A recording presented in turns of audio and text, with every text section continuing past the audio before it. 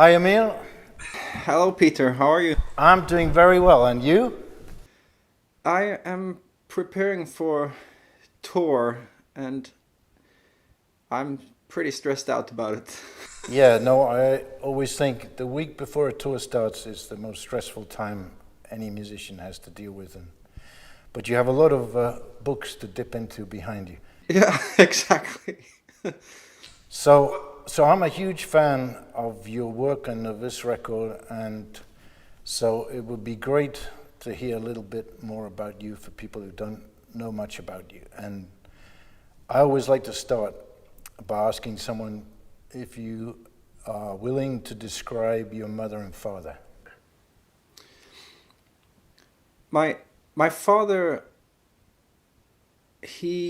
her mother, his mother was 40 years old when they got him. So he was like, it's it's like maybe it wasn't even supposed to happen from a statistical point of view. Right. And so he is an only child. He grew up as a farmer's son. My dad was a farmer as well as engineer. Yeah, and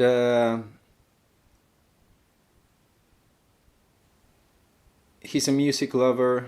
He's not an artist. Like, he's not artistic. He's a farmer. Right. in that sense. He's been working as a social worker his whole life, and Great. my mother came from another small place from Sweden. In the countryside? In the countryside, yeah. It's like they were born in the 40s, and back then people were still coming from small places. Sure. It's like this whole urban movement. It's starting to become a thing of the past that people actually live lives outside of the cities. Yeah, I think that's true. Um, And so, what do you remember of growing up?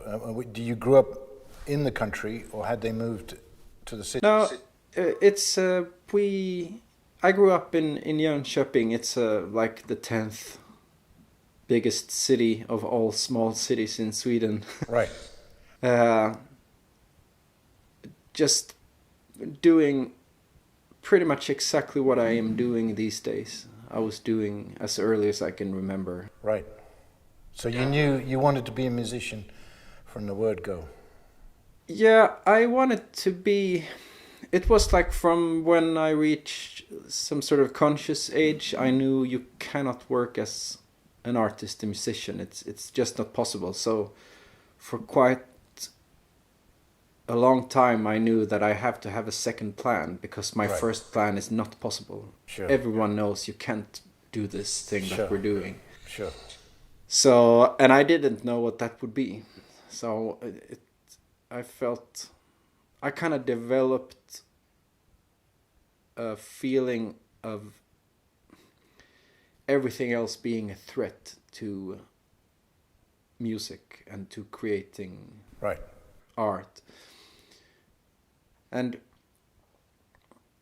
But it's so interesting when I now see like perfect straight lines from I'm 38 now, and from when I was 5, I do exactly the same things. Yeah. I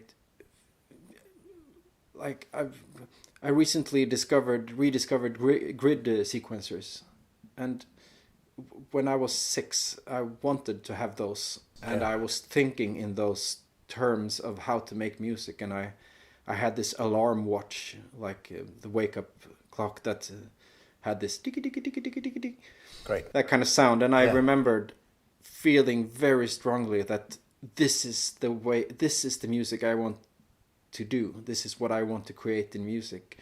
And then it hit me like 3 years ago, this is the first time I actually have this little machine that can do that same thing I was dreaming of doing. So I think I think it's interesting how technology forms, the age of technology, how that forms how you create art. Yeah, I think it's like little kids playing with new toys. Yeah. And I know Robert Fripp said something, that the only interesting times are when you know absolutely nothing and when you know absolutely everything. And all the stuff in the middle is not so interesting. But when you're playing and you know nothing, you make discoveries that can lead you places that you wouldn't have gone otherwise. No, I'm definitely like that. Yeah. So what were the bits of technology that, besides this one, that liberated you or took you exploring? I mean, for me it was because right up till pretty much now I've been interested in some sort of collage music. Yeah. And so when the Swedish government did a push in the late 90s that people should have PCs in their homes. Great. So they had like tax deductions. So we got a PC home. And then in the next wave, I got a computer on my own. And the same week I got it, I started making music. And I'm really curious what would have happened if I had that technology 10 years earlier, 15 years earlier. Yeah. But I also slowly, and I'm not saying this too proudly, but I'm a little bit learning that it doesn't really matter what road you take, because you're going to end up in a good place anyway. And if you start late, you got a lot of built up things you got to take care of. And I'm really formed by the technology and the age that I... When you mention age too, I saw you said something about simplicity, and I know for me, as a younger person, you want to throw a lot of stuff on everything, and then you try and strip it back. And as an older man now, I am drawn. Well, I still love cluttering stuff up, but I'm instinctively more drawn to simplifying things, which I think you were saying you're noticing in your own work now. Yeah, it's the first time that I have this strong, playful feeling of how to simplify things. Yeah. The album that you and I have released, it's not an example of that. No, but yeah. But I'm proud of it, but I am really excited about the plans, the ideas of music, because I want to record, and I want it to be super simple. And then maybe in the end, who knows? But it's the first time I have this inner urge to do it simple, and it's not that I know that it would be a good idea or that it would be available to people, but actually just as an artistic explosion or something of an urge to try to make things simple. Yeah. So how's that going to manifest itself in Is it an arrangement? Just the number of people? Yeah, definitely the number of people. I mean the work name for the next album on paper is like piano. Yeah. I'm not sure, but I think the recipe for it is me playing something, singing, and then now I'm playing a lot with Klaus Henrik, my friend, and we're gonna rehearse today, and I think he's gonna play something, and then we're not gonna do overdubs, and I'm not gonna double my voice. So if there is a vocal second part, then he sings it, and right. So I'm curious how what's gonna happen, because when you lower like the ceiling, you're gonna magnify what's under it. No, I think that it's really true. When I get lost sometimes, I make rules that restrict things. So we did a thing once with drummers where they couldn't use any cymbals, and it meant that they had to think in other ways, and opened doors. So I think that's very wise, just to restrict things sometimes.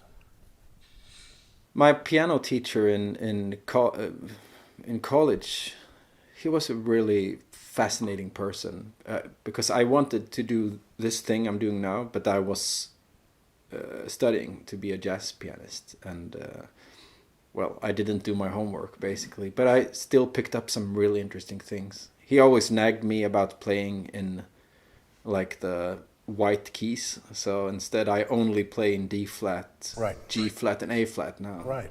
Just because and he had a lot of interesting ideas of like how do you make a piano note long in time, and the only way you can do it is play it soft, because then you lose the attack and then you have a long note.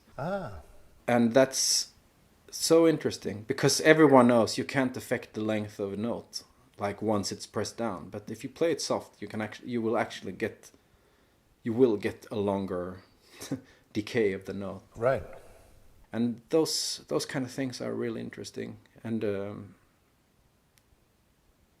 yeah, So is piano what you return to?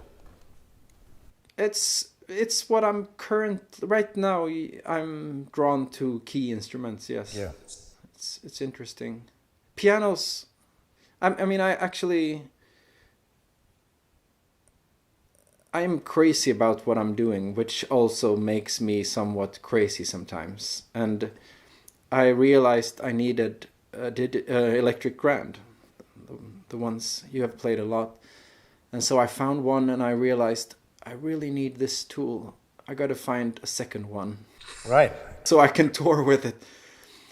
And then when I got this, I was really lucky. I got them cheap. I looked around for them. And then when I got the second one, I felt like I really need this one to stand here.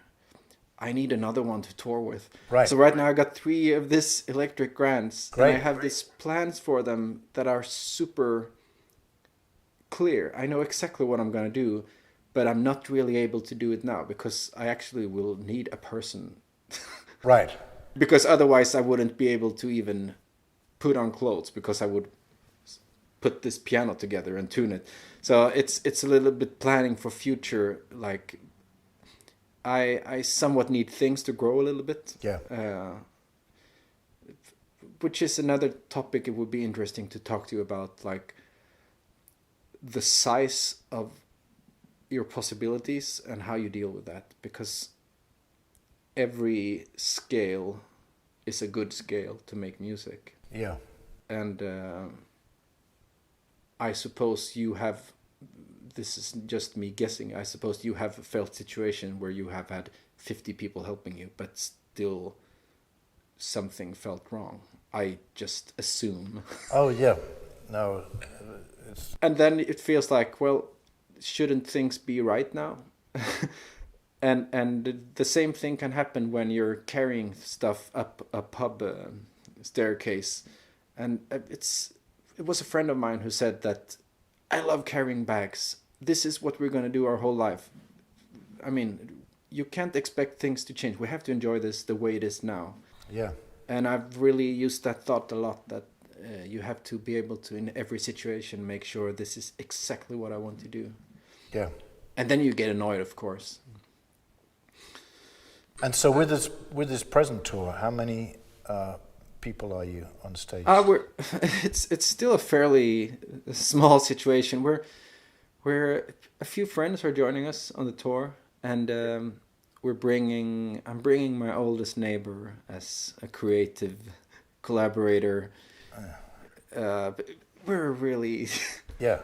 to put it positively, a tight crew. Great. But it's gonna be fun. It's an adventure. So how many players? It's me and Klaus Henrik on stage, and we're doing all these things. We're still in the early phase of making it complicated. Yeah.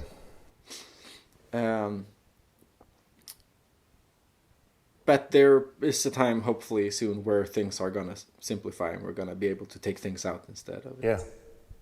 But it's an interesting and strange phase of music, and I'm just really trying to enjoy it and make sure I'm as prepared as possible. Yeah. And when you're writing, how do you normally start? Do you have a system, or is it just whenever an idea grabs you? Do you ever sort of go to work rather than No, here's an idea? It's interesting because I've had lack of good infrastructure in my job. It's like I've been moving around to my parents' house and to different houses working and setting up things.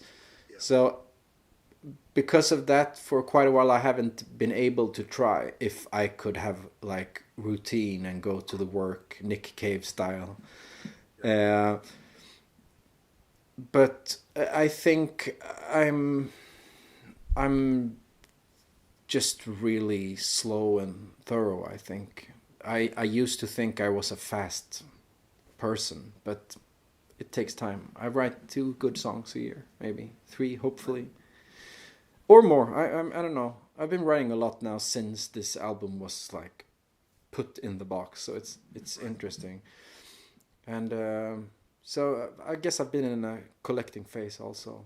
And do you still like the idea of an album? You know, because a lot of younger musicians now just put out tracks as they come and on vinyl, and the album is sort of dead for them.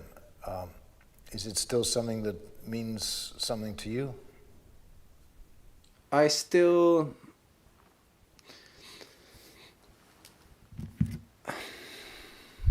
I mean, how do you feel about, would you like to release tracks immediately, or do you want to collect it?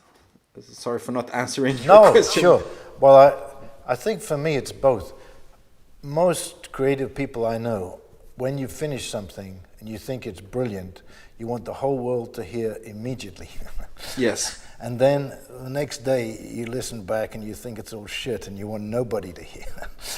You know, so I don't. It can go like that. So I think there's an attraction sometimes. You know, I've done things faster and enjoyed that. And sometimes we used to do collaborative weeks at the studio with musicians from all over the place, and that was a lot of fun. And we had to get stuff done fast. And I've been working with a couple of other people, so I can enjoy both. But left to my own devices, you know, I like to chip away slowly.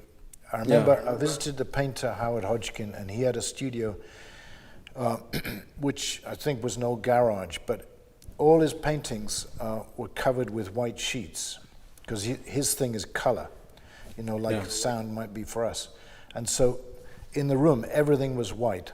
And then when he was working on one painting, which may have been 15 years old, but, you know, he'd open it up for the day, and then the colors, it would have the space to speak. And I thought that was quite interesting, trying to work out what the sound equivalent would be. I mean, I think I don't do that, it's more of a mess, but do you have a structure in the way you organize things? I mean, Dickie, my engineer, does a lot of the organizing for me. But do you tend to do that yourself? You mean like organizing it from a librarian's perspective or arranger's perspective? I was thinking more librarians from the point of view, this is what we're going to work on, and, you know, say there's 100 ideas, but these are the ones we need to focus on. I mean, I'm pretty... I think I'm too careful with all data and all recordings, and I realized that I should probably... I need to be sloppier about... I mean, I'm sloppy about a lot of things, but maybe I need to be sloppy about the key things. Yeah, right. So I should probably not do as much backups over projects. I should re-record them, and I should like let things be the way they are. And I guess that's what's happening. Like in the end, you realize you're not your own editor anyways. You don't know what's gonna be, what people are gonna love much later. No. But what is your... What's your longings for? Do you long for making music now? What is your vision right now? Like physically of what do you want to do?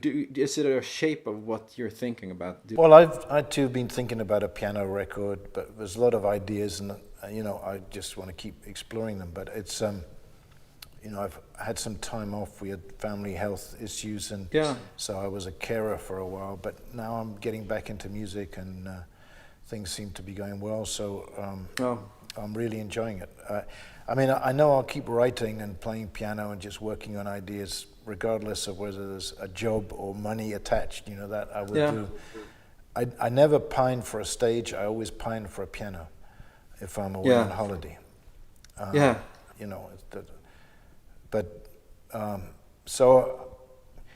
Sometimes, the only thing is you get rewarded by finishing, having to do a lot of promotion, which, like most musicians, I don't enjoy very much. And you have to do things like this when you should be getting your tour sorted out. But that's part of the job. You join the army. I think what's so interesting about the piano is that it's a dead instrument in many ways. Like we talked about earlier, you can just press the key or you don't press it, and you choose when you press it and how hard. But it doesn't. I've even heard people that they've done measurements on, is it true that a certain player has a certain sound, but they've tried with different ways of pressing it and it sounds just the same. Then in the end, it's different worlds, of course, because it's in the timing. And I guess that's what's nice about piano, that in a way it is scored music, because you play what you got. And I think it's interesting. Yeah, and you were talking also about, was it Stravinsky that wrote stuff that couldn't be played? With more fingers than we possess. So, sometimes exploring the rules and the limitations and then breaking them is maybe a good idea. And it might be nice just to work with two fingers or something. Sometimes. Exactly. But what is? Do you? If someone asks you to play a certain room, do you, or record, but I'm especially asking, like, with an audience and a room, do you play the room, or do you try to make the room come to you, follow you? Yeah, I think, I don't know, I think a performer's job is seduction. You need to bring people to you rather than push yourself out on them. Yeah. And so from many years ago, we'd often start very quiet and then work our way up to the loud stuff. I've tried many different ways, but I think it's more, you feel more engaged if you can feel people responding, that's the microphone, responding emotionally. Yeah. But one of the things that I love, about your music is there's something for the emotion, but there's also a lot for the head, in the harmony, the arrangements, in the lyrics. And, when you listen to music, is that what you look for? That's a really interesting theme, because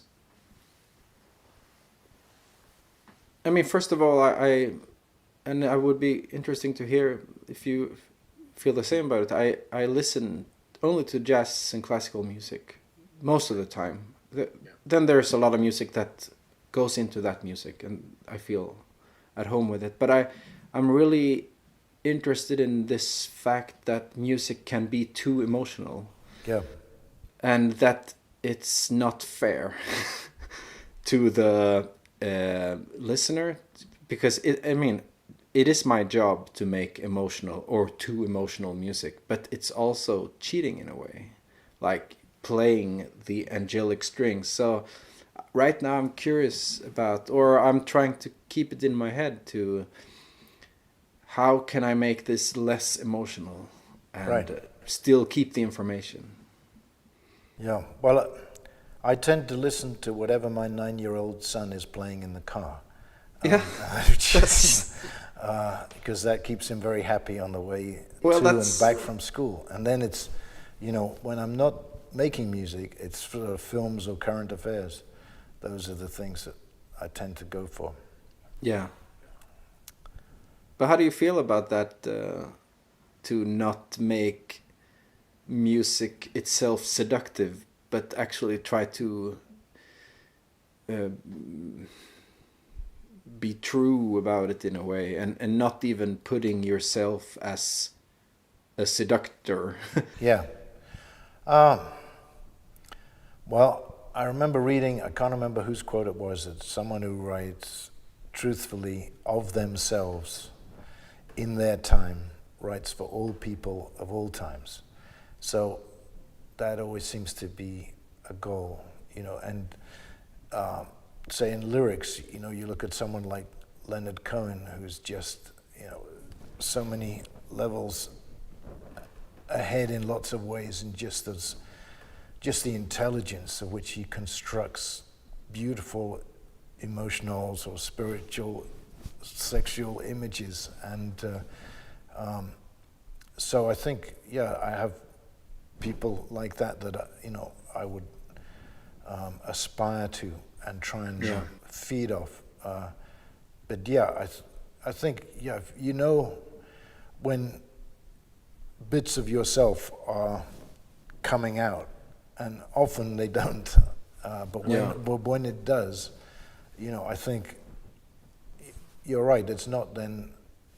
There's no trickery then. It's something genuine that you're feeling, and on a good day, the audience will be feeling it too.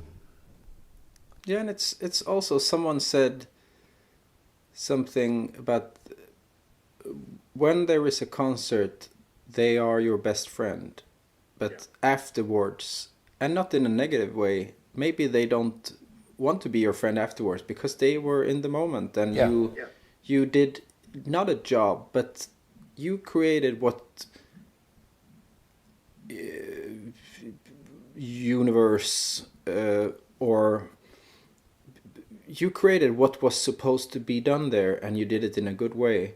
Yeah. And I'm curious about, because it's a strange situation to be in the center of a room and seduce everyone, and I'm curious about if there's a healthy way of how to do that and still not consume yourself or anyone else. And I by that I think that if you take out the magic of it, I don't know. It's interesting, because I'm also trying, how can I influence people the most as I can? So it's a double. Yeah. It's a double thing. There is a question mark of, is there a predator? Is the audience hungry, like energy vampire? Is the artist Dracula, sucking the blood of the audience? Yeah. And is that a part of nature? So maybe you can fight it, and yet, I think often people that end up performing in any way have some need of attention. Most of us, I think, find in life solutions to problems. And so there is that side of it. But sometimes that some people are so needy that you, as an audience, want to resist. You don't want to give them what they need because it's being pulled out of you. And other times, it seems a balanced, healthy thing. So I think sometimes the life reflects what's going on internally. Yeah. That for instance, when I feel good about things, a lot of positive coincidences seem to happen. When I'm in a bad place, they don't. Yeah, that expression, be careful what you wish for, is very powerful. Yeah. And it seems to be working that way, even if you have a totally materialistic way of seeing things. It still it's too powerful to not be true. It seems like. Yeah. No, I remember someone went to Tibet and into a monastery there, and there was a book on the shelf which was by a man called Napoleon Hill, called Think and Grow Rich. Yeah. And it was, but this idea of wishing and visualization is a powerful one, I think. And, you sort of step into other people's dreams like you would step into their clothes. But you do so at your own risk. So sometimes I'm curious when it comes to becoming better, because I know I really have to improve in my professional or in my whole life, and sometimes I ask people, what do they say behind their back in a positive way, but they don't tell me. Yeah. And I think that question can sometimes be quite interesting. And because all the time I think they say, Emil, he shouldn't do things so complicated. He should try to make things simpler. Yeah. Which is an interesting idea. But to phrase another question that's really obvious, but what do you think I should be doing now? Like, how should I improve this thing I'm doing? I don't know. That's a difficult question. I think being more of yourself, whatever that is, seems to be part of what we should be trying to do. And I think it's also liberating. I don't believe in this barrier between artists and non-artists. This is the fantasy of talent. To me, everything is just a language. Yeah. If you dropped anyone in any country, after a year, they would speak that language. If you dropped them in a country where people communicated through sound, music, or another country through paint, they would pick up the language.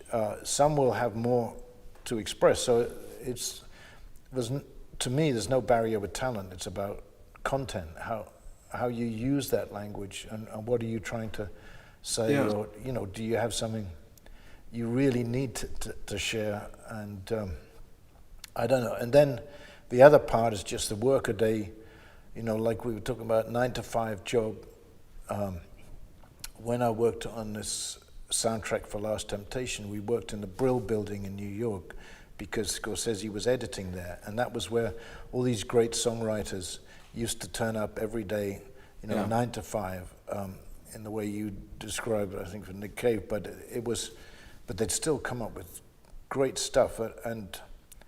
But somehow it was demystified, and yet, sometimes music is a spiritual thing that has always been part of spiritual traditions all around the world, and yet it's also this commercial thing that helps sell baked beans, and we're left somewhere in between those two worlds. Yeah. What is your... Do you have anything right now that, like, it doesn't have to be musically, but in life, but what are your, big urges right now, but could also be, music-wise, what do you have to do, now? What do I have to do? Well... what do you have to do? Right. I think because we've had some health challenges, family, I'm sure at the point when you die, you're not thinking, oh, did I get that mix right on that third track? All you care about is the people you love. So that is a way, that's been good to have that focus in my life. And then do right by those you love. And then I think there are some things outside of music that, because of this connection with the medical world, I think there's a ton of stuff that could be done to improve that. So that's one of the passions I have at the moment. And technology. My dad was electrical engineer, inventor, so I love, the possibilities of technology for liberating people. Anyway, so I think for me, these are, with music, equal passions. Yeah. And, It's and for interesting. you? Oh. No, I was just going to say, what is it for you? What is it you have to do? Well, I think that question for the first time doesn't really have an answer, because up until now it was stay floating and make sure you reach the shore. Right. And right now I'm not out in the open sea anymore. Right. No, you sent a lovely letter where you said you felt your feet had touched the ground. Yeah. In the water. Yeah. In the water, and that was I thought a very powerful image. Yeah, so I think like when you have been out at sea and suddenly you reach the shore, you don't really have a plan. Yeah. Except I'm hungry. Yeah. You know, and I might need to sleep a little bit. So maybe I in all different, maybe I just need to sleep a lot in a bigger sense, rest. But I think the whole existential thing is a big struggle, and I don't have a family on my own, and I'm thinking a lot about if it's possible to live, if I wouldn't have a family on my own, if that would be a defendable life, or if Yeah. if it's laughing universe in its face, like it's a really That's on your head, on your Yeah. mind. Yeah. And well, I just love being a dad, so that's been a huge thing for me. And but I think it's fine also not to choose that route. I mean, one of the good things, I think I can be selfish at times, and when you're a parent, it's like the new model is there. You're obsolete, and there's something more important than you. And that I think is good for all of us. Yeah. So I think that I would recommend. Yeah. I'll take that with me. I think it's the fact that when there's a generation coming after you, it actually means, from a genetical point of view, that you're invincible. You live on forever, which you in fact do. And I think a lot of people that don't worry about these questions would worry if they didn't form these generations, because then I think it's a way of coping with our own death, the fact that we actually keeps on living through others. I heard pretty recently that you're pretty deep into thinking about astronomy and space. And well, no, I'm playing around with one song idea at the moment, but I have a casual interest, but it's I think somehow space and death are related. We don't tend to look and think about this much bigger world that is clearly evident whenever we get out of the polluted cities. You can see this. We're part of a much bigger thing. And my mother died last New Year's Eve, and so that was both my parents gone. And I think it's almost like this glass floor, the glass floor that can flick to black. I mean, glass that goes. You don't tend to look through it as long as your parents are there, like they're stopping you from falling into this big black hole. And when they've gone, you have to look at it. And so I think somehow, I've thought about religion and so on during my life, but I'm an atheist now. And I'm not saying that isn't some spiritual stuff that we don't understand, because that feels intuitively correct. But it's that thing about power and responsibility being somewhere else. You know, I think actually that needs to come back on our shoulders, and in a way it's liberating. I mean, I did these 2 weekend courses once called S, but they taught me a lot of things. But one of it, and the way I like to picture it, is that when you're in the rough water on the boat, you can be in two places. You can be a passenger downstairs swearing at the bastards that are taking you left, right, and messing up. Or you can be the captain and at the helm and hold the helm and steer it. Yeah. At that point, you're responsible. But taking the responsibility gives you the freedom to change course.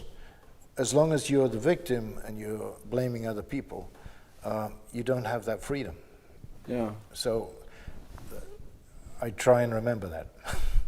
When you describe this image now, I was thinking of an ocean that is so wild, so it doesn't really matter what you do with the helm. Right. Okay. Well, there you go. Which is another interesting side of it. Like, that's your what version. if you're in a situation where you can actually not, even if you try, you cannot. You're out in the wild. I mean, there's so many interesting things to talk about. I just briefly would like to ask you about, this could be a long conversation though, but I ask you, like, are you most troubled by the distances in space, or is it time that bothers you when it comes to Yeah, well, I'm interested in this idea that time is an illusion, you know, that because sometimes you have the feeling, I mean, I've definitely felt, you know, I have a little voice that I listen to that will give indications of what I should do and what things are coming. You know, I think I get little flashes of the future, and you know, clearly it's a lot easier and to build a career around predicting the past than it is predicting the future. But nonetheless, you know, I think we do have windows into the future, and I think there are, you know, some good evidence of some psychic capability. I think there was some experiments done when the Americans thought the Russians had developed psychic powers and might be able to kill people at will, you know, just by thinking about it. They thought, shit, if there's something in this, we'd better learn about it. So they started inviting people with different psychic abilities, and I have a friend who was one of the people running the tests at Stanford Research Institute. Yeah. And there were a couple of people that came in, and one, which I actually wrote a song about, was shown a map and said, okay, can you see anything at this point here? And he said, yeah, I can see an underground facility, it's a defense facility, I can see an office and a table and a chair, and there's a book open, and it's got a picture of a Russian rocket. And they did that just to see if someone could read what was happening in one of their defense establishments, and he got it absolutely right. And in the Elders Project, you know, I met President Carter, and who's the only U.S. president who said that he's seen a UFO. So you get to hang out a little bit and ask these silly questions. Yeah. And I said, well, what about the UFO? And he said, yeah, well, it was exactly that, an unidentified flying object. I don't think it was any more. I don't know what it was, but I reported it. But I will tell you a story. We lost a plane in Angola, and it had something very sensitive cargo, so probably weapons or something. Anyway, it came down. We had weeks trying to find it, sent in all sorts of people. No one could find it. And a general decided he was going to see a psychic. He said, if I'd been asked, I wouldn't have given permission. But she pinpointed on a map of Angola exactly where the plane was, and we sent people in, and that's where it was. So, I mean, there are these sort of stories and these sort of capacities, but I do think, so there are still some nice mysteries to uncover. Yeah, but definitely. But yeah, how it all fits, I don't know. I mean, have you had any strange or unusual experiences that fall into that category for yourself, or where you know someone on the telephone before, or someone's going to call before they do, or any of that sort of stuff? Well, that's interesting because there are a few different perspectives on it, but from a well-being point of view, I was taught that. I mean, one way of naming that is to call it magical thinking, like when you think that things are connected, and from a psychological point of view it's proven to make you sad, because and I think it's about when you're in a bad place, you start to think, if I tap the door 3 times before I open it, that is probably gonna keep me safe. And I think, I mean, kids do this a lot, but I think also people in under big strain, you start using these rituals, yeah, to try to keep you safe, which is, I mean, that's the foundation of religion. That, I mean, everything started with, you're in the jungle and you hear a noise, and suddenly you're attacked by something. So you start connecting, like, I heard that noise, and after that this happened. And so I should probably... and the next time I had made this little mark on a tree, and then I heard the noise and it didn't happen. So that must be... So you start connecting all these things. And apparently, like, in a modern life, it's not helping your well-being to use that kind of magical thinking, because you start making up patterns that doesn't really affect the real world. And for me, that has been helpful to, at stressful times, to realize that it doesn't matter the way I put this together, because the world is the world and there are no hidden connections. But do you find you do that sometimes, though, that you say, if that. I go left here, everything's going to work out tomorrow? Or I did that under a very stressful short period, but I was actually helped by that thing, that this is called magical thinking, and it's just going to make you crazy, or you're not going to feel well about it. And that was really helpful, actually. But no, I did it a lot as a kid, and I assume a lot of kids do that. No, I've done that as an adult, and I think you're right, that it's under times of great stress that you need some support or help that you can't find anywhere else. So that sort of magical thinking, as you call it, comes into play. That makes a lot of sense. Yeah, and when a close person to you is seriously ill, yeah, you take every chance you have. Yeah, sure. Well, I better knock on this window, because exactly, if it helps me, then it's worth it. So that's, I think I'm also not a religious person. I grew up in the church, and I'm very fond of the culture, the musical culture in church, and so I have this strange love relationship to parts of the church, which is kind of fascinating for me. So it's not something that is double for me, but it's hard to describe sometimes, that I don't believe in God, but I'm very fascinated by the church and the culture. And there's also something interested about, as a religious person, you actually put things outside yourself. So there's a slight chance. There's a chance that you're a less egoistic person. Yeah, no, we know that it's not like that in real life, but you put things somewhere else, and So I have this feeling that there is a value in religion, but myself, I don't believe in what's beyond the physical. There's an interesting book Alain de Botton wrote called Religion for Atheists. Yeah. But I think I'm getting waved at here. I think we're going to be running out of tape very soon. Yeah. But it's just been a fascinating conversation. You know, I think you're a very important artist, and I hope we can help get a lot more people exposed to what I think is really wonderful music. So thank you so much, Emil. Thank you very much. Very nice to talk to you. Good to talk to you. Yeah. Take care. To be continued.